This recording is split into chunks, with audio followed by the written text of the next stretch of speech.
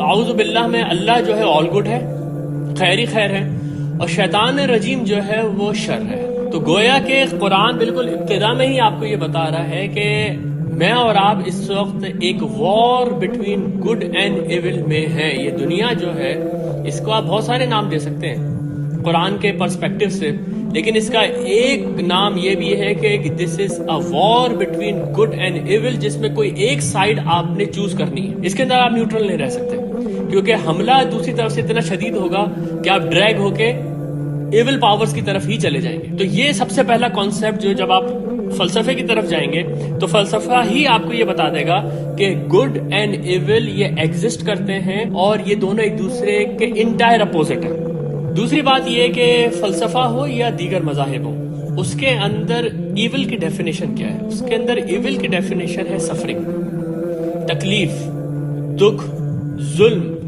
آدمی کو تکلیف ہے، آدمی کو بیماری ہوتی ہے، دوسرا آدمی اس کے پاس ظلم کرتا ہے، یہ ساری کی ساری چیزیں جو کہ سفرنگ کے اندر آپ لے کر آ سکتے ہیں، وہ اس کو الٹیمیٹ ایول کہتے ہیں۔ اور جب یہ الٹیمیٹ ایول اس کو آپ یہ کہتے ہیں تو آپ دیکھیں کہ سچویشن کیا بنتی ہے، اور اس سے آپ کو اندازہ ہو جائے گا کہ یہ موضوع کتنا امپورٹنٹ ہے، جس کو ہم نے پرابلم آف ایول کا نام دیا ہے۔ آپ اگر اس دنیا کی تاریخ دیکھیں گے تو آپ کو یہ نظر آئے گا کہ دنیا کے اوپر عموماً شر کا غلبہ رہا ہے۔ اس دنیا کے اندر جنگیں ہوتی رہی ہیں، اس دنیا کے اندر لوگ ظلم کا شکار ہوتے رہے ہیں۔ ایک بادشاہ اٹھا الیگزینڈر دی گریٹ، اس نے وہاں سے جو گریس سے فتوحات کرنی شروع کی تو ہندوستان تک آ گیا، اور راستے میں اس نے نہ جانے کتنے لوگوں کو مار دیا، کتنے لوگوں کو غلام بنا دیا، کتنی عورتیں بیوہ ہو گئیں، کتنے بچے یتیم ہو گئے، لیکن وہ فتوحات کرتا ہوا جا رہا ہے اور اس کا نام ہے۔